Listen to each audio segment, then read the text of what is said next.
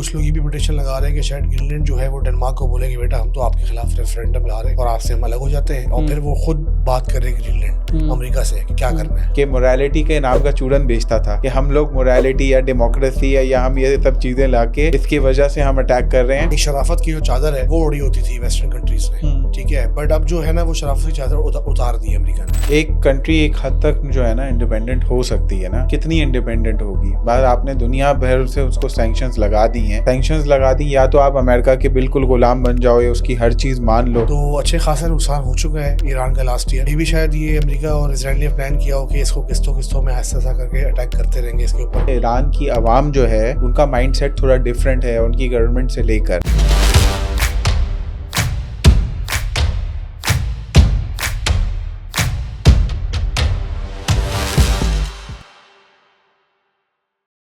अस्सलाम वालेकुम हज़रात, उम्मीद है आप लोग ठीक ठाक। Welcome back to Altaz official. मेरे साथ मौजूद है one and only Samad Ali Basi. कैसे हैं समद? ठीक ठाक? मैं ठीक हूँ माशाल्लाह, आप सुनाएं? अल्हम्दुलिल्लाह अल्हम्दुलिल्लाह। समद क्या चल रहा है भाई? क्या आज का टॉपिक है, क्या डिस्कस करना है? वेल आजकल तो उस पे चल रहा है ना, करंट अफेयर्स। जो हमने पहले वेनेजुएला पे बात की थी, जो न्यू वर्ल्ड ऑर्डर के बारे में है, एंड हमने 3 गैंग्स के बारे में भी बात की थी।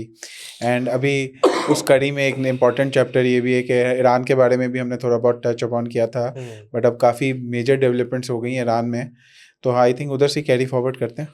ईरान के ऊपर हम आते हैं। पहले we will see what's happening in Venezuela. तो ट्रम्प साहब ने अटैक किया, उनके पेरेंट को लेके गए वहाँ पे, उन्होंने कोशिश की कि तेल वहाँ से निकाले। उन्होंने ऑलरेडी तो एक प्रोटेक्शन दी हुई थी कि मैं जो हूँ वो तेल की प्राइस $58 से $59 से $50 पे लेकर आऊँगा। वो भी देखिए तो प्रोटेक्शन उनकी पूरी नहीं हो पाई। उसके अलावा उन्होंने क्रिमिनल इन्वेस्टिगेशन के चार्जेस फाइल कर दिए अगेंस्ट फेडरल रिजर्व के चेयरमैन, जो बेसिकली अमेरिका में इंटरेस्ट रेट सेट करते हैं। बिकॉज वो बंदा जो होता है वो डायरेक्ट प्रेसिडेंट के कंट्रोल में होता नहीं है।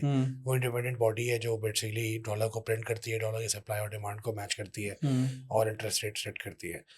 तो अब जब से वो साथ में एक महाज खुल गया ट्रम्प साहब के लिए, तो उसके बाद ये हुआ है कि एक सेल अमेरिका वाली वाइब चल रही है वॉल स्ट्रीट के अंदर, कि जो भी आपके पास अमेरिकन चीज़ है, डॉलर है, वट आप उसको बेचो, ट्रेजरी बॉन्ड है, वट तो उसके ऊपर भी इम्पैक्ट पड़ रहा है। वो तो चलो एक साइड पे एक्टिविटी हो रही है जो भी करंट आपने पूछा डेवलपमेंट्स में। बट वेनेजुएला के ऊपर हम आते हैं, तो अभी तक की तो ऐसा कोई पुख्ता रिपोर्ट नहीं है कि वहाँ से US is being able to extract oil, क्योंकि ये जो कॉन्ट्रैक्ट है पूरा कि ऑयल निकालो वहाँ से, क्योंकि देखो अमेरिका चाहता नहीं कि बूट्स ऑन ग्राउंड हो, और जो बेसिकली उसके जो सो कॉल्ड दुश्मन है या जो भी जो कंट्रीज़ हैं जहाँ पे उसने बमबारियाँ की हुई हैं अभी रिसेंट पास में, क्योंकि अब तो बड़ा आसान है उसके लिए, एक अफेयर खड़ा करो पानी में किसी भी ओशन के अंदर, वहाँ से जहाज उड़ाओ और वहाँ से बैलिस्टिक मिसाइल या क्रूज मिसाइल या अपनी भी सीधी सारी जो बेसिस है दुनिया भर में, वहाँ से अटैक करवा लो किसी मुल्क के ऊपर।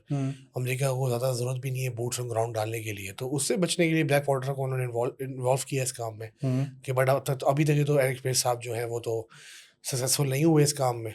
और सेकेंडली हुआ भी ये कि वो जो पोर्ट सिटी है उनका सबसे बड़ा जो पोर्ट है, जो बेसिकली 85% जो क्रूड ऑयल जहाँ से निकलता है वो तो भी अमेरिका के कंट्रोल में है। बट वहाँ पे जो मेन जो मशीनरी या समझे जो मेन आप समझे कि सबसे चाबी जो है ना, वो उनकी उस टीम के पास है वेनेजुएला की, जो कि इंटीरियर मिनिस्टर के जो अपने जो कारिंदे थे, जो बेसिकली फ्रीडम फाइटर्स हैं, जो बेसिकली उन्होंने इनसाइड अंडरग्राउंड एक गुरिल्ला जंग के लिए जो पूरी आर्मी खड़ी की हुई थी ना, वो वाले लोग जो है वो भी सड़कों पे आ गए हैं। और अभी एक आप समझें कि ऐसा कोई गवर्नमेंट की रेट नज़र नहीं आती। तो so far US is not been able to extract any oil from Venezuela. अब वेनेजुएला का तो मैंने आपको बता दिया। Then we can move to Greenland और ईरान के ऊपर भी आता हूँ, बट मैं चाह रहा हूँ कि आपको थोड़ा और बता दूँ कि क्या क्या मसले चल रहे हैं, कहाँ कहाँ से हम एक्सपेक्ट कर सकते हैं, किसी भी टाइम कोई भी खबर आ सकती है। ग्रीनलैंड के ऊपर ये हो रहा है कि अब ग्रीनलैंड का बड़ा मज़े की सिचुएशन है। कोल्ड वॉर के टाइम वहाँ पे अमेरिका की बेसिस भी थी बड़ी मिकदार में, और अब वो ख़त्म हो गई है सारी। और अमेरिका जो है वो चाह रहा है ग्रीनलैंड को वो कैप्चर करे, बिकॉज वहाँ से आर्टिक ओशन जो है वो भी क्लाइमेट चेंज भी आप कह सकते हैं, बर्फ़ पिघल रही है तो रास्ता साफ़ हो रहा है। और रशिया जो है उसके पास एक टेक्नोलॉजी थी कि हैवी बर्फ़ वाले पानी में जो आइस ब्रेकर्स होते हैं उनके पास थे, तो उन्होंने वो तोड़ वोड़ के ना बेसिकली आप समझो कि रास्ता भी क्लियर कर दिया। वहाँ पे अपनी उनकी न्यूक्लियर सबमरीन्स भी हैं, चाइना भी वहाँ पहुँच रहा है, because Arctic is also a very shortcut. अगर आप देखा जाए आप सब चीज़ों को बाईपास कर देते हो, आप डायरेक्ट ऊपर से क्यों ना अपनी शिप्स वगैरह ले जाओ। तो बड़ी इंपॉर्टेंट रूट है, बड़ी इंपॉर्टेंस हो गई है आर्टिक की रिसेंट टाइम में। अब आर्टिक के साथ ही रहता है ग्रीनलैंड का। अब ग्रीनलैंड जो है वो बेसिकली आप समझें कि उसकी जो फॉरेन पॉलिसी है या उसकी जो सिक्योरिटी पॉलिसी है या उसकी समझे कि आप इकोनॉमिक पॉलिसी है, वो डेनमार्क के पास है। वैसे इट्स एन ऑटोनॉमस रीजन, अब लोग कुछ लोग ये भी पिटिशन लगा रहे हैं कि शायद ग्रीनलैंड जो है वो डेनमार्क को बोले कि बेटा हम तो आपके खिलाफ रेफरेंडम ला रहे हैं और आपसे हम अलग हो जाते हैं, और फिर वो खुद बात कर रहे हैं ग्रीनलैंड अमेरिका से कि क्या करना है, maybe like make us a 51st state of US और something, maybe like something like that. क्योंकि अभी अमेरिका ने ना, जैसे पहले मोनरो डॉक्ट्राइन था जो मैंने आपको बताया था, पहले उनका प्रेसिडेंट आया था 1800s में कि पूरा वेस्टर्न हेमिस्फीयर जो है ये बेसिकली पाक हो जाएगा सारी कॉलोनियल पावर से, और यहाँ कहीं की बाप होगा अमेरिका। तो अमेरिका ने ये हरकतें की उस ज़माने में भी, अमेरिका को एक्सपैंड किया। वो जो एक आपको याद होगा मूवीज़ में हम देखते हैं काउबॉयज वगैरह, रेड इंडियंस वगैरह, तो बेसिकली अमेरिका जो था वो ईस्ट कोस्ट से स्टार्ट हुआ था, न्यूयॉर्क की साइड से बढ़ता रहा, वेस्ट कोस्ट पे जाता रहा। तो वेस्ट कोस्ट पे जैसे जाता रहा तो ऐसे ही नहीं गया कि बस चला गया, बहुत जंगें करके गया। लुजियाना तो फ्रांस से परचेज कर लिया जो मैंने आपको बताया था। टेक्सास जो है उन्होंने मैक्सिको से खींच लिया था। अब टेक्सास की बड़ी फनी स्टोरी किस तरह उन्होंने लिया था, वहाँ पे बेसिकली बहुत बड़ी बड़ी ज़मीनें थी, फर्टाइल लैंड्स थी, वहाँ पे लोग गए और लोगों ने आप समझो कि खेती बाड़ी की। अमेरिकन सेटलर्स थे जो मैक्सिकन गवर्नमेंट ने लोग बुलाए हुए थे कि यहाँ पे आके सेटल करो तुम अपनी, और यहाँ पे ना बेसिकली उनको एक पैसे देना स्टार्ट होगा कि आप यहाँ पे आके सेटल हो जाओ। इतने लोग सेटल हो गए कि जो अमेरिका ने पूरा इलाके अपने अंदर ले लिया और मैक्सिको से जंग कर ली। इसी तरह न्यू मैक्सिको जहाँ पे ये ब्रेकिंग बैड की सीरीज शूट हुई, एल्बकर्की वगैरह, ये सारे मैक्सिको का पार्ट थे पहले। मैक्सिको बहुत बड़ी एम्पायर थी, एक स्पेनिश एम्पायर का पार्ट ही थी, बट मैक्सिको की बहुत बड़ी कंट्री था। तो ये सारे इलाके अमेरिका ने बेसिकली बाकी कंट्री से लिए। अब उसके बाद अलास्का उन्होंने परचेज़ किया, यूएस रशिया से परचेज़ किया। फिर अपनी जो उन्होंने दादागिरी थी वो 90s के अंदर भी, और बेसिकली आफ्टर कोल्ड वॉर के अंदर भी उन्होंने मल्टीपल कंट्रीज पर अटैक किया, सब कुछ कर दिया। अब जो है ना वो मुनरो से हो गया डुनरो, डोनाल्ड ट्रंप का नाम आ गया, नया एक डॉक्टर आ गया, और ये बेसिकली रीएक्टिव हो गया है। अब ये रीएक्टिव इस तरह हुआ है कि ये आज के ज़माने में रिएक्टिव हुआ है, और आज के ज़माने में आपको पता होगा कि एक आप समझते हैं कि एक मसला ये चल रहा होता है कि पहले ना एक शराफत की जो चादर है वो उड़ी होती थी वेस्टर्न कंट्रीज ने, ठीक है, बट अब जो है ना वो शराफत की चादर उतार दी है अमेरिका ने। क्योंकि अब मेरे ख्याल से अमेरिका जो है वेनेजुएला में जो करना था कर लिया, बट अगेन अभी वेनेजुएला में फंसा हुआ है वो, फिलहाल ऑब्जेक्टिव अचीव नहीं हुआ, और ग्रीनलैंड पे वो जाना चाह रहा है। ग्रीनलैंड पे वो चाह रहा है कि वो कब्जा कर ले, और अगर ग्रीनलैंड पे से कब्जा किया तो उसका बड़ा बड़े का इम्पैक्ट हो सकता है नेटो के ऊपर भी, क्योंकि नेटो जो है अगर ग्रीनलैंड पे अटैक कर दिया अमेरिका तो नेटो ऑटोमेटिकली ख़त्म हो गई। तो बड़ी मज़े की सिचुएशन चल रही है इस टाइम, मतलब मल्टीपल जगहों पे इश्यूज चल रहे हैं। अब आपका जो मेन सवाल था जो भाई आप चाह रहे हैं कि ईरान के बारे में, ईरान का यार वही है कि लास्ट ईयर भी जंग हुई थी 12 दिन की, और ईरान ने फाइट बैक किया था, but at a cost of thousands of people जो डेड हुए थे, और काफ़ी उनकी लीडरशिप थी उनकी हमास की, और हजबुल्ला को भी कमज़ोर कर दिया था काफ़ी। हमास के भी जो हेड थे, हजबुल्ला के भी जो हेड थे, उनको भी इसराइल ने मोसाद ने मार दिया था। उनके न्यूक्लियर साइंटिस्ट के ऊपर भी काफ़ी हमले हुए थे, उनके इंटेलिजेंस चीफ को भी मारा था, आर्मी चीफ को भी मारा था, प्रेसिडेंट प्राइम मिनिस्टर सब पे अटैक किए थे। तो अच्छे खासा नुकसान हो चुका है ईरान का लास्ट ईयर। मे भी शायद ये अमेरिका और इसराइल ने प्लान किया हो कि इसको किस्तों किस्तों में ऐसा ऐसा करके अटैक करते रहेंगे इसके ऊपर, ताकि कमज़ोर से कमज़ोर होता रहे। अभी जो आपको दिख रहा है मुजाहरे हो रहे हैं जो भी हो रहे हैं, ये बेसिकली क्लासिक यूएस टैक्टिक्स है। ये पहले भी उन्होंने अप्लाई की हुई हैं, और ये 2011 में लीबिया में भी उन्होंने अप्लाई किया था। सद्दाम हुसैन पे भी किया। सद्दाम हुसैन पे तो खैर उन्होंने डायरेक्ट अटैक ही कर दिया था, बट ये जो अपराइजिंग होती है ना, अगर मुल्क के अंदर ही कुछ स्टार्ट हो गया ड्रामा, ये उन्होंने लीबिया में किया था गद्दाफी के अगेंस्ट, और दे वर वेरी सक्सेसफुल। उसमें मार्क ज़ुकरबर्ग का बड़ा हाथ था, क्योंकि फेसबुक को यूज़ किया गया था प्रॉपर एक उसको, मतलब एक समझो कि मुल्क में इंतशार फैलाने के लिए। ये सीन है। मगर उसमें एक इम्पॉर्टेंट चीज़ ये भी तो है ना कि ईरान में आप ये इशू देखें कि ईरान में प्रोटेस्ट जो हो रहा है उसमें महंगाई बहुत ज़्यादा बढ़ गई है ना।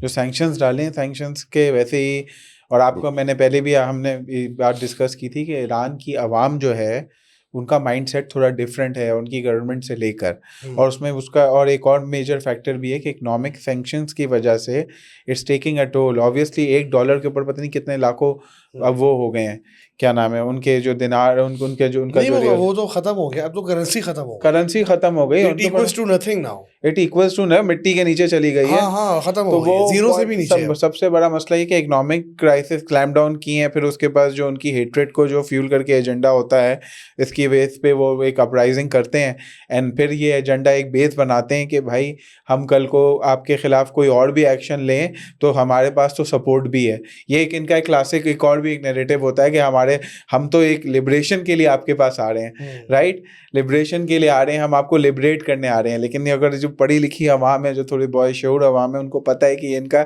एक पुराना तरीका है, अमेरिका हमेशा से करता है। पहले अमेरिका का, थोड़ा आपने जो एक बात कही थी कि मोरालिटी के नाम का चूरन बेचता था, कि हम लोग मोरालिटी या डेमोक्रेसी या हम ये सब चीज़ें लाके इसकी वजह से हम अटैक कर रहे हैं। और उनके एजेंडाज हमेशा पहले गोल्स उनके यही होते थे, कोई रिसोर्सेज ले लें या कुछ और ले लें या कुछ और ले लें, बट एक मोरालिटी एक का एक बना दे के चूरन बेच के करते थे। अब जो है वो जो है अपने क्लियर गोल्स जो है ना, अपनी power, show off strength of power दिखा के कर रहे हैं, ठीक है। अब वो कह रहे हैं कोई चूरन वूरन की भी ज़रूरत नहीं है। अब हम तो हमारे एक्चुअली एक्सपोज भी पूरी तरीके से हो गए ना, अब लोगों में शऊर और अब दुनिया को भी पता चल गया है। एंड आई थिंक इसमें जो क्लियर है, जिन्होंने इजराइल और इसको सपोर्ट भी किया है, उसका भी एक बहुत बड़ा लिंक है यार। मैं समझता हूँ कि जो डेमोक्रेसी इटसेल्फ जो है ना, हाँ। एक बकवास कॉन्सेप्ट है, अप्लाई हो नहीं सकता अपनी ट्रू एसेंस में। आपने 100 लोगों को बोला कि आपने 2 लोगों को वोट देना है और आपने बस उसमें से डिसाइड करना है, और अब 100 लोगों को आपने बराबर की एजुकेशन ना दी हो, आपने उनको एक्सपोजर एक्सपीरियंस ना दिया हो, वो अच्छा फैसला कैसा कर सकते हैं?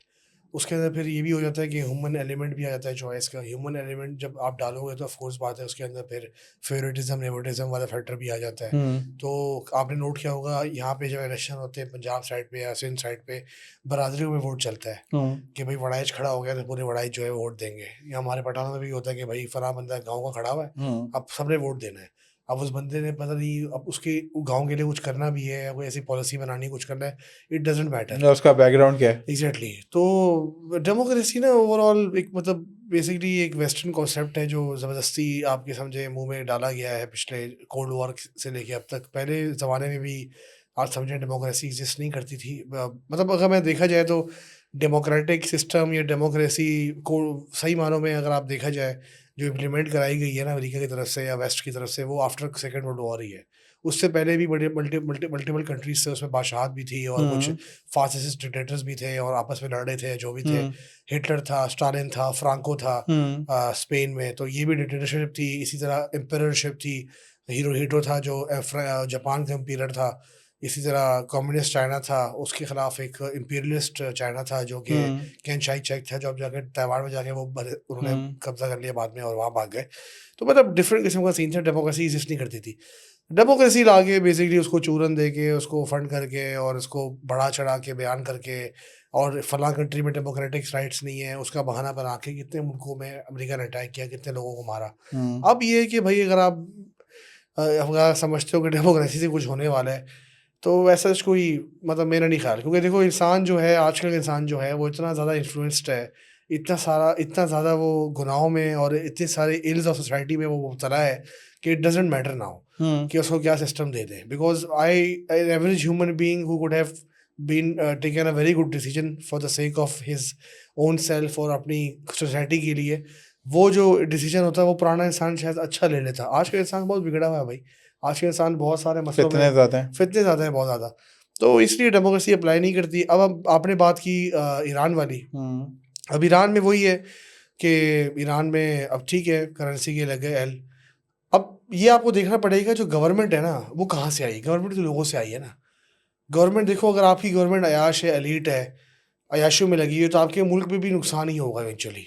आपको कोई ना कोई आके टेक ओवर कर लेगा, आपका सिस्टम गिरा देगा, कुछ भी कर देगा।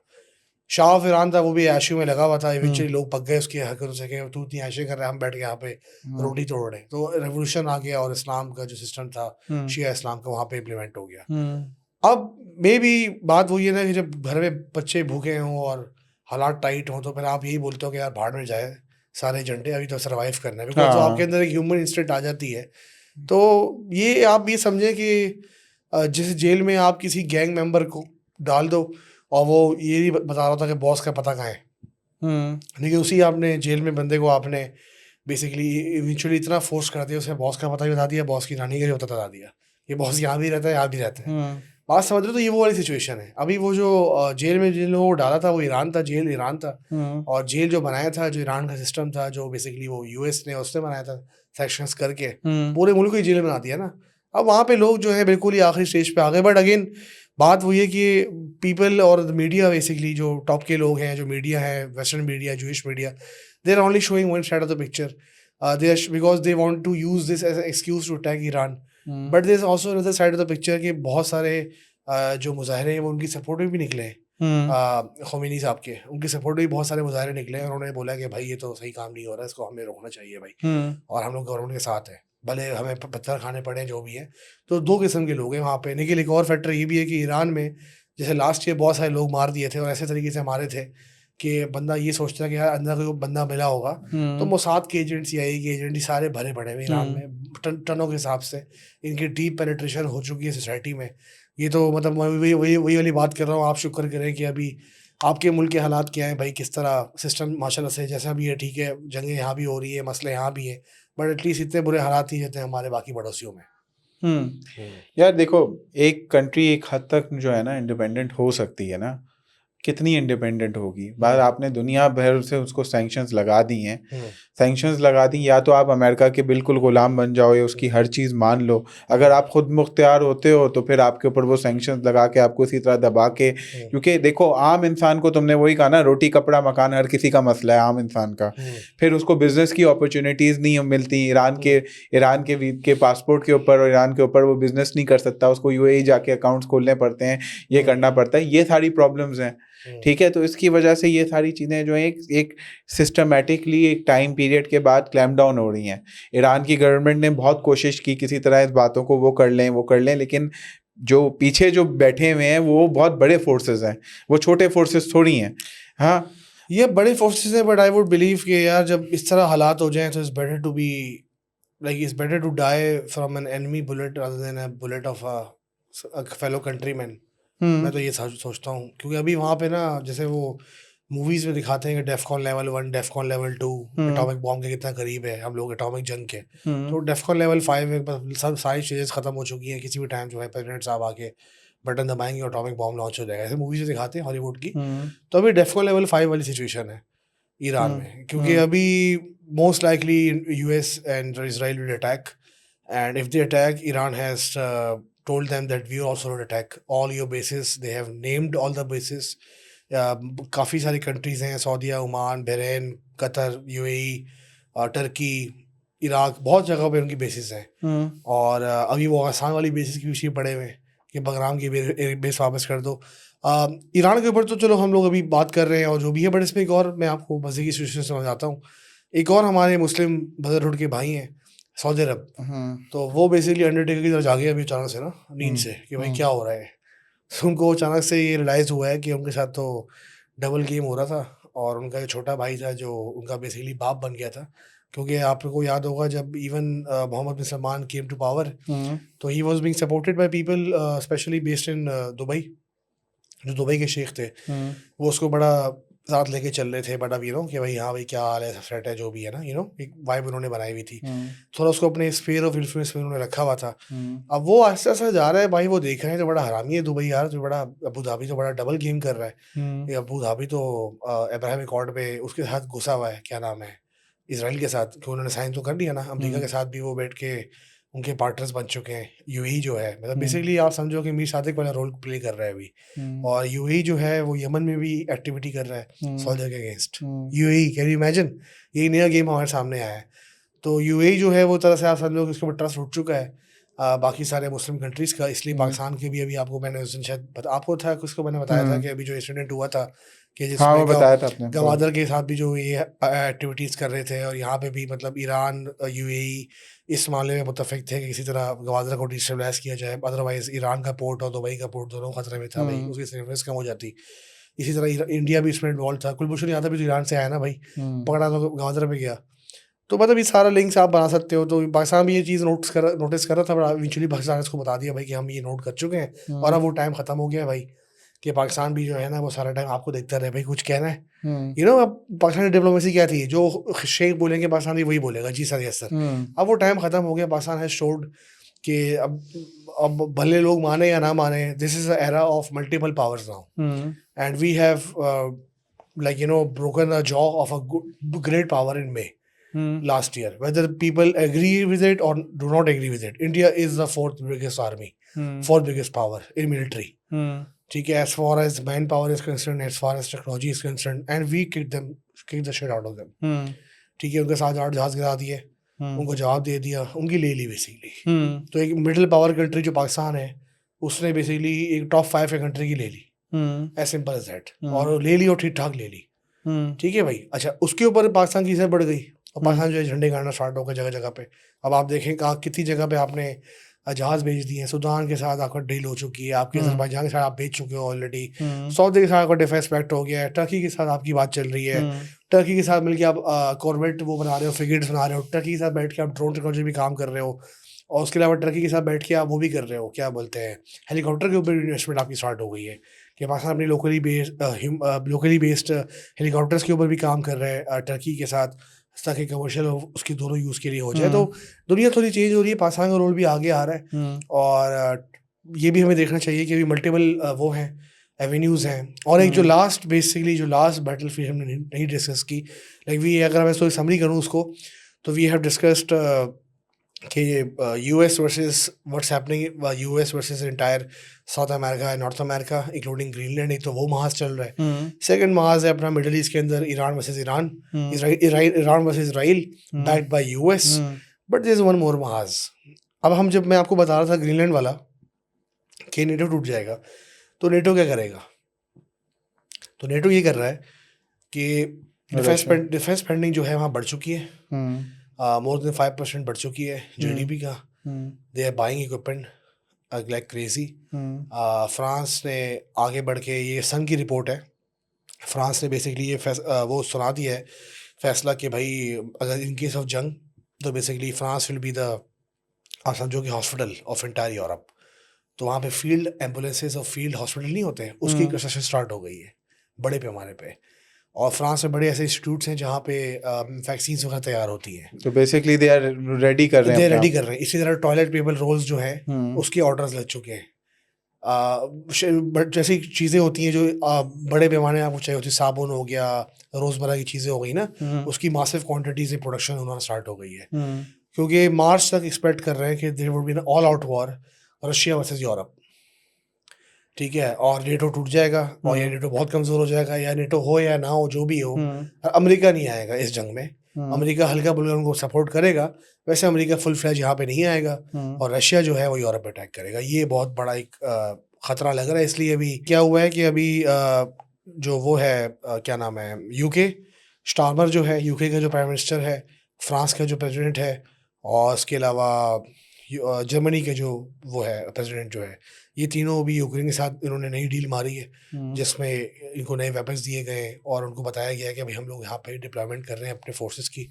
और बेसिकली पूरे यूरोप में इस टाइम जो है ना अलर्ट जारी हुआ है कि World War 3 कह लो उसको या कुछ भी कह लो, but the Russian bear is coming. और Russian bear has always been coming since inception of this mankind, specially Europe में. ये रशियन बियर का मसला और सिंस यूरोप सदी से चलता हुआ आ रहा है. ये नेपोलियन के टाइम भी था, हिटलर के टाइम भी था, वर्ल्ड वॉर 2 में भी था, वर्ल्ड वॉर 1 में भी था.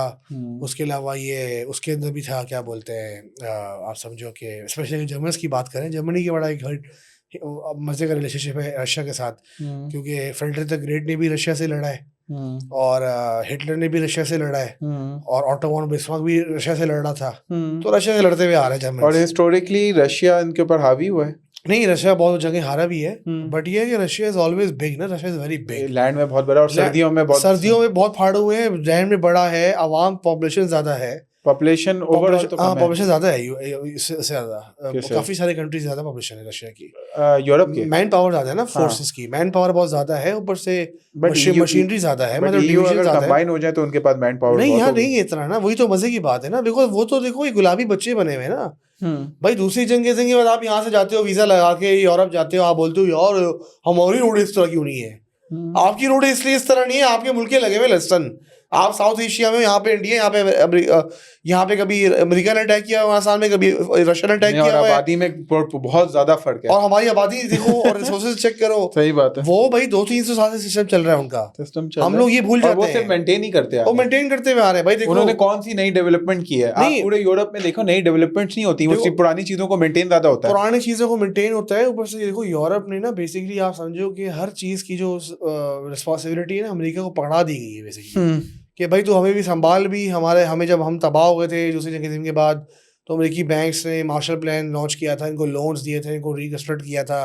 फर्स्ट वर्ल्ड वॉर के बाद भी अमेरिका और यूरोप बर्बाद हो चुका था, इसको पूरा अमेरिका के बैंकर से, जूइश बैंकर ने बना के दिया था वापस, दोबारा से पैसे कमाए थे। मैं पॉडकास्ट आ चुका हूँ काजी हाल साहब, उनके चैनल में आप देखना जरूर, वहाँ पे मैंने पूरा एक्सप्लेन किया हुआ है कि किस तरह उन्होंने पूरा वर्ल्ड वॉर 1 से वर्ल्ड वॉर 2 से किस तरह पैसे उन्होंने कमाए, मतलब जूइश बैंकर्स ने। तो ये पूरा एक सिस्टम चलता हुआ आ रहा है। यूरोप जो है ना, अब देखो यार, वर्ल्ड वॉर 2 जब खत्म हुई है, वॉर्सो पैक्ट वर्सेस नेटो वाला सीन चल रहा था, अमेरिका सपोर्ट कर रहा था। अब अमेरिका ने भाई बोल दिया, ट्रम्प साहब ने, अमेरिका फर्स्ट पॉलिसी है और हम लोग किसी पुराने चक्रों में नहीं पड़ेंगे, अपने काम करेंगे। तो उनको भी चीज़ रियलाइज़ हो गई है, वो ना चाइना को उड़ा सकते हैं। अब वो टाइम तो है नहीं कि चाइना पे अटैक करते हैं, कुछ करते हैं, चाइना पे तो अटैक कर नहीं सकते। तो इसलिए उन्होंने भी फैसला किया कि भाई तो ऐसे कोई माहौल बनाते हैं कि हम लोग अपने ऊपर फोकस करते हैं, अपने गोल से फोकस करते हैं। और यूरोप को भी उन्होंने बोल दिया कि ठीक है भाई, मतलब इतना तो जल्दी पुल आउट तो अमेरिका नहीं करेगा यूरोप की सिचुएशन से या फिर यूक्रेन की सिचुएशन से कि बिल्कुल ही धड़ाम से गिर जाए, कुछ थोड़ा बहुत करेगा, बट इतना अमेरिका नहीं घुसेगा। तो एक और जो बड़ा बैटल जो लोगों को लग रही है कि होने वाली, that is Russia versus Europe. और यूरोप में Germany, France, Britain versus Russia. तो जो हम लोग किताबें पढ़ते थे वर्ल्ड वॉर 2 की कहानियाँ, वर्ल्ड वॉर 1 की कहानियाँ, तो हमारे सामने ये चीज़ें होती हुई आ रही हैं और हमें मतलब टाइम्स आर वेरी इंटरेस्टिंग भाई। इंटरेस्टिंग एंड डेंजरस टू, अगर आप इसको देखें।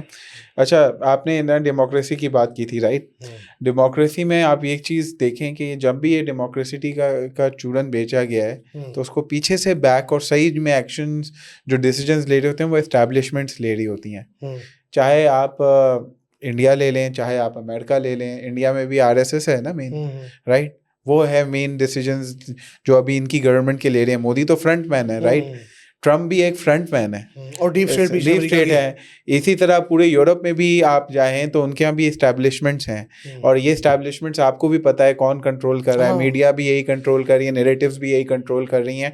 तो इनके लिए कोई बेस बनाना, कोई हवा बनाना, कोई चूरन बेचना बहुत मुश्किल नहीं है भाई। देखो लोगों को ना, मैं बेसिक बात करता हूँ हमेशा, लोगों को मसला समझना है दुनिया का, लोगों को थोड़ा हिस्ट्री में जाना पड़ेगा, बहुत पुरानी हिस्ट्री में। उनको ये देखना पड़ेगा कि जब before the like arrival of Islam, हज़रत मोहम्मद सल्लल्लाहु अलैहि वसल्लम की पैदाइश से पहले यहूदियों के क्या हालात थे दुनिया भर में। और जब से रोमन्स क्रिश्चियन कन्वर्ट हुए थे, इवन पहले भी, उससे पहले भी पर्शियंस ने, रोमन्स ने बहुत बुरा किया था ज्यूइश के साथ, और ज्यूइश डायस्पोरा कहते हैं इसको, और फ़लस्तीन वगैरह से उनको निकाल दिया गया था। बड़े मसले थे, काफ़ी इशूज़ थे। अब जब इस्लाम आया तो इस्लाम ने उनको अपने पास ठहराया, मुस्लिम लैंड से वो ठहरे, फ्लरिश हुए, उनको ऊपर कोई परसिक्यूशन नहीं हुई, उनको ऊपर बिला उनको कत्ल गलत नहीं किया गया उनके साथ, उनको बस जिज़िया टैक्स देना था, बाकी कुछ भी वो करें।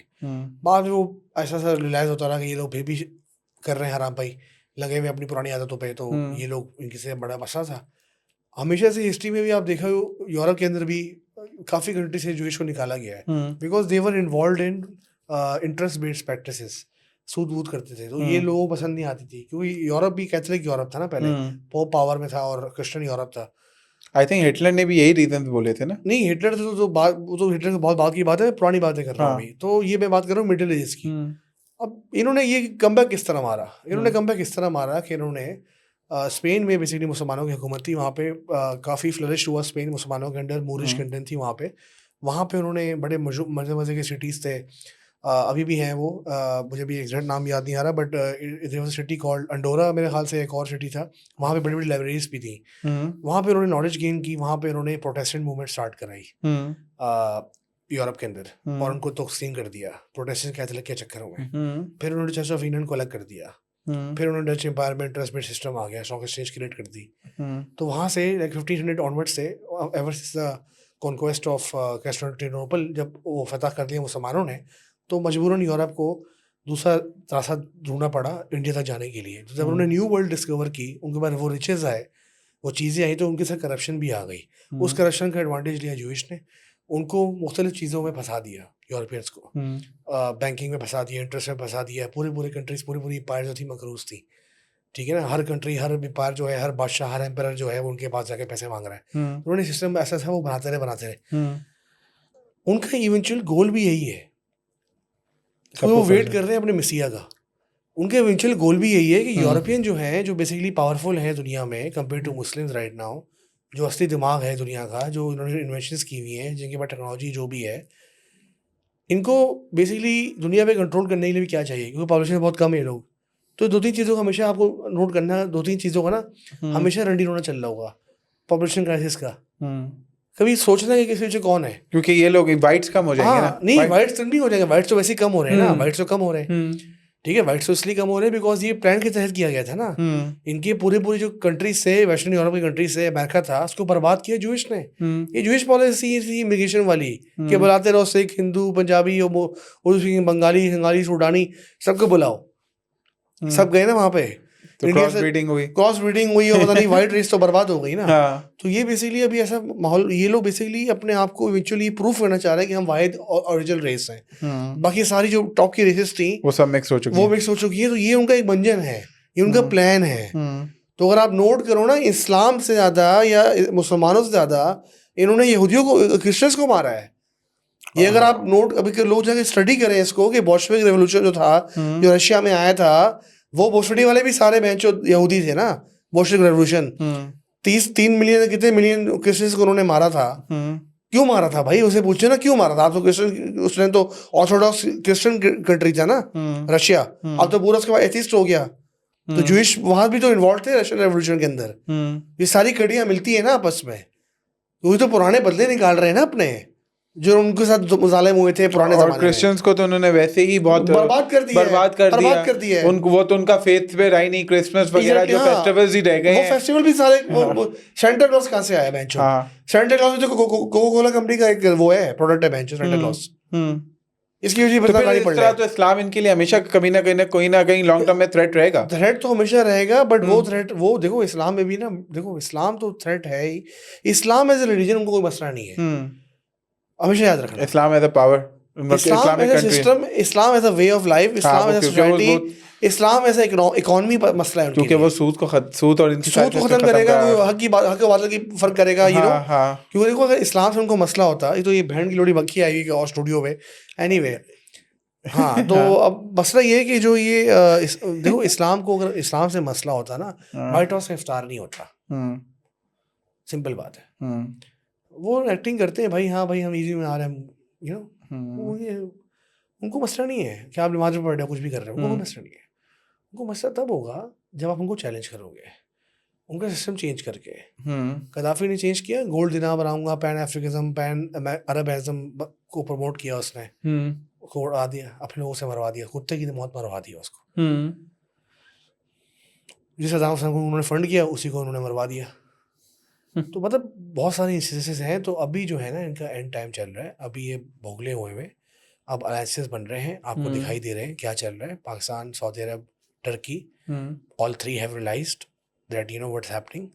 एंड कुर्दों का जो एक मसला है, उसके ऊपर भी अभी अमेरिका आएगा। बलूचिस्तान के इशू के ऊपर भी अमेरिका आएगा, ये देख लेना। अभी बलूचिस्तान जो है आधा ईरान में आता है, आधा पाकिस्तान में आता है, तो दोनों साइडों से मसला हो सकता है। ये बलूचिस्तान का प्रोजेक्ट जो है, ये इतना कोई छोटा मोटा प्रोजेक्ट नहीं है, ये इनके लिए बहुत बड़ा प्रोजेक्ट है, और ये सदियों से काम कर रहे हैं इसमें। सदियों से लंबी हो गई, सॉरी, मैं सदियों नहीं बता, सालों से काम कर रहे हैं। करंट एस्टैब्लिशमेंट है कि भाई किस तरह इस रीजन को, पाकिस्तान को, ईरान को तोड़ें, इनको वो करें, इनकी पूरे प्लान्स है भाई। अभी तो आपको ये आपके फील्ड मार्शल को सपोर्ट कर रहे हैं, आपके शहबाज शरीफ को जी सर, यस सर बोल रहे हैं, जो भी, वो भी बेसिकली आपकी बारी का वेट कर रहे हैं। इसलिए हमारे पास again, if you see a news in the newspaper कि भाई पाकिस्तान ने फलां जहाज़ खरीद लिया है, फलां टेस्ट कर लिया है, तो बी हैप्पी कि हाँ यार, अल्लाह करे और भी आ जाए हमारे पास। क्योंकि हालात ऐसी हैं कि अब बातें चोदने का टाइम खत्म हो गया है, अब सिंपल नॉकआउट करने का टाइम है। ये सीन है। तो इस सब सिचुएशन में जो पाकिस्तान का, आपको ईरान पाकिस्तान जो गैस पाइपलाइन वगैरह है, आपको क्या लगता है इसको वापस होना चाहिए, स्टार्ट होना चाहिए इन सब चीज़ों को? क्यों इनको क्यों रोका हुआ है? देखो यार, ईरान पाकिस्तान गैस पाइपलाइन कहाँ से, वो तो एक प्रोजेक्ट था, और वो कभी कम हुआ नहीं। वो तो सैंक्शंस लग जाएंगे ना यूएस की आपके, वो तो खत्म ही हो गया ना पूरा प्रोजेक्ट। वो तो पूरा बजट ही खत्म हो गया, वो तो खत्म हो गया। ईरान पाइपलाइन गई तेल लेने, अभी ईरान के लग रहे हैं ब्रो। तू पाइपलाइन की बात कर रहा है, वो नहीं तो मैं हम हमारे लिए भी तो फायदेमंद है, उनके लिए भी इकोनॉमिकली तो भाई देखो फायदेमंद ही हमारे था। लिए तो बहुत चीजें फायदेमंद है, अगर यहाँ पे सब इंसानों की तरह रह लें ना। बात सारी वही है ना भाई। देखो ये दुनिया में आधी से ज्यादा जो बकचोदियां हैं ना, वो ब्रिटिश एम्पायर की छोड़ी गई हैं, और जो तो बाकी रह गई हैं वो अमेरिका और ज़ायनिस्ट लगे हुए हैं उसके अंदर। आई थिंक ब्रिटिश एम्पायर भी का भी पीछे तो ज़ायनिस्ट हाँ वही थे, और कौन वही था? थे और था और मेन कौन? तो यही का दुनिया को कंट्रोल कर हाँ तो रहे हैं। यही इन्होंने कंट्रोल संभाला है ना। देखो जब कंट्रोल इन्होंने 200-300 साल से संभाला है, कॉलोनियल टाइम से ये टेक ओवर उन्होंने कर लिया था। उससे मीडिया पहले भी इनके कंट्रोल में। एग्जैक्टली हर चीज इनके कंट्रोल में है, हर चीज इनके कंट्रोल में भाई। अब ये लोगों को पता चलना शुरू हुआ है। वो कई लोग तो पहले बंदे हर्ड मेंटालिटी के साथ जा रहे थे। हाँ तो बस यही है, और क्या कह सकते भाई हैं। अभी बहुत देखो, मैं ये इसको एंड किस तरह करूंगा आज की वीडियो को। वो टाइम आ गया है जब बहुत सारे बुत टूट जाएंगे। वो बुत जो लोगों ने अपने दिमाग में बनाए हुए हैं, वो ऐसे आइडियाज जो उन्होंने बनाए हुए थे कि कंट्री हो या कोई आइडिया हो या कोई सोसाइटी हो या कोई लॉ हो, कुछ भी हो, जो एक आइडियल उन्होंने बनाया था दिमाग में, एक बुत बनाया हुआ था उसका ना, वो बुत टूट जाएंगे। और एंड ऑफ टाइम्स की सबसे बड़ी बात है कि हक और बातिल में बहुत क्लियर फर्क हो जाएगा। एग्जैक्टली ऐसा ही है। इधर आप हक पे हो, आप बातिल पे हो। एग्जैक्टली तो एक ये है। और अब मगर इस सब रोल में मेरा एक एक एक एक जो है बड़ा इम्पोर्टेंट कंट्री है जिसको आप वो कर रहे हैं, जो हमेशा साइलेंटली ऑब्जर्व करता है लेकिन पीछे बड़ी वो भी कर रहा होता है। और उसने वहाँ अपने लोगों को इनके मीडिया और इनके हर तरीके से बचा के रखा हुआ है, वो है चाइना। चाइना ने देखा जाए तो इनको बहुत सारे अपने इनके जो इन्फ्लुएंसेस हैं उनसे अपने आप को बचा के भी रखा है, और इकोनॉमिकली सबसे तेजी से ग्रो जो इस 2-3 डेकेड्स में किया है वो चाइना किया है। ये देखो चाइना ने ग्रो किया है, बट बात वही है कि चाइना ग्रो तभी करेगा जब आगे कोई खरीदने वाला होगा उसका माल। दुनिया की इकोनॉमी के लग रहे हैं एल। चाइना के मैन्युफैक्चरिंग कंपनी है, मैन्युफैक्चरिंग एक बेसिकली पावर हाउस है, ठीक है ना। अमेरिका जो है वर्ल्ड पावर बनने के लिए आपको सिर्फ बैठ के बड़ी बड़ी फौजें नहीं चाहिए होती। वर्ल्ड पावर बनने के लिए आपको टेक ओवर करना होता है आइडियाज के ऊपर। दुनिया किस तरह देखेगी, क्या चलेगी, क्या सोचेगी, क्या वो खाएगी, तो बहुत कंट्रोल है। वो तो अमेरिका कंट्रोल है अभी भी, वो चाइना कभी बीट नहीं कर सकता। और रशिया जो है वो हमेशा से मिनरल रिसोर्सेज में होती हैं, बहुत बड़ा साइज, बहुत बड़ी आर्मी, बस समझ रहे हो। तो वर्ल्ड पावर सही मानों में अमेरिका है, जो आपके हर चीज़ पे इफेक्ट करती है। आप क्या खा रहे हो, क्या पी रहे हो, क्या कर रहे हो, क्या देख रहे हो, क्या मंजन चल रहा है, क्या मीडिया में आप बकचोदी देख रहे हो, कौन सा ड्रेक का गाना है, दुनिया के पॉलिटिक्स कंट्रोल पॉलिटिक्स कर रहे हो, कौन सा म्यूजिक सुन रहे हो। अगर मैं इसके ऊपर पॉडकास्ट करने बैठ जाऊँ ना कि किस तरह ये ब्लैक म्यूजिक को कंट्रोल किया था ज़ायनिस्ट ने नई जनरेशन को बर्बाद करने के लिए, ये बहुत बड़ा कहानी है भाई। कि कौन कौन इसमें इन्वॉल्व है, ये रैप म्यूजिक में सब चीजें, म्यूजिक इंडस्ट्री में कितने सारे टेक्निकल एलिमेंट्स हैं। तो ये भी एक अलग पॉडकास्ट है भाई। तो मैं वही कह रहा हूँ ना, इन्होंने अभी वो लेवल अचीव नहीं किया चाइना ने। चाइना ट्रेडिंग कंट्री है, चाइना कभी फुल आउट जंग नहीं करेगा, चाइना लॉन्ग टर्म खेलेगा। अब पता नहीं ऐसा ना हो कि उसके लॉन्ग टर्म खेलने के चक्कर में पता चला माँ की आंख हर चीज़ ही खत्म हो गई। लेकिन अगर रिसेंट देखा जाए तो चाइना को तो जो सिस्टम था, चाइना का सप्लाई चेन का सिस्टम उसने बनाया था साउथ अमेरिका में बड़े मिनरल्स के लिए, और उसको काफ़ी खतरा पहुंचा दिया अमेरिका ने वेनेजुएला पे कुछ करके। बट आगे वही है कि चाइना लंबे रेस लड़ना चाह रहा है एक, लेकिन क्वेश्चन ये भी है कि वो लंबी रेस ऐसा ना कि रेस ही बंद हो जाए, चलो यार टाइम आउट हो गया। मुझे लग रहा है चाइना जो है ना कुछ लिहाज से अंदर ही साइलेंटली कर रहा है, मगर थोड़ा कुछ हद तक उसको लंबी रेस का बनना चाहिए, लेकिन दुनिया लंबी रेस की रही नहीं है। मुझे तो ये फील है। तो मुझे भी यही फील आ रहा है। मैं तो कह रहा हूँ देखो चाइना ने किससे लड़ा है, चाइना ने किससे लड़ा है, किसको हराया है, किसको नहीं हराया है। आई थिंक चाइना को अब अपफ्रंट आना पड़ेगा, और ईरान को तो खास तौर पे सपोर्ट करना ही पड़ेगा अगर ऐसा हुआ, क्योंकि अमेरिका अगर ईरान में आके बैठ जाता है तो फिर तो चाइना के ऊपर ये थूथू ही है इस रीजन में। भाई चाइना के ऊपर तो थूथू अभी भी लोग कर रहे थे जब वो वेनेजुएला पे अटैक किया था। ईरान की बात भी शायद फर्स्ट करो, ईरान पे अमेरिका का पूरा कब्जा हो गया, जो भी हो गया, जो मुझे लग रहा है बहुत इम्पॉसिबल है। खाना जंगी होगी, बहुत टाइट किस्म का, कुछ नहीं होगा, हमारे लिए और मसला होगा। पहले अफगानी भाग के आ रहे थे, अब ईरानी भाग के आएंगे, हम लगता है बीच में जो बस फंसे हुए। तो अब यही अपनी भी बहचुत क्या लोकेशन है कभी भी दिल चाहता है बहचुत कट पेस्ट करके पासा को टाटा के पास ले आओ, बट वहां भी मसले चल रहे हैं आजकल। नहीं यार, आप ये आप कहीं अवॉइड देखें, जंग तो आप कहीं भी मुसल्लत करके लग सकते हैं। अब आप सोचें सीरिया, लिबिया, इनके बाद फलस्तीन वालों के लिए क्या क्या होगा दुनिया में कुछ करना चाहे तो वो तो है। वो तो मुझे पता है, वैसे ही बकचोदी कर रहा हूँ। जो अपना जो प्लॉट मिल गया ना अपने आप अपने प्लॉट को अपने जहाँ पे अपना प्लॉट होगा आसपास पड़ोसी में चाहिए, पड़ोसी में माशाल्लाह से हर पड़ोसी में मसला है, हमारे अपने मुल्क में इतने सारे मसले हैं। तो खैर let's see what happens, we will cover more news in the podcast. और thank you so much Ahmad for coming for podcast today. उम्मीद करता हूँ आपको पसंद होगी आज की पॉडकास्ट। दोबारा मिलते हैं बहुत जल्द अगली एपिसोड में। अल्लाह हाफिज़, टेक केयर।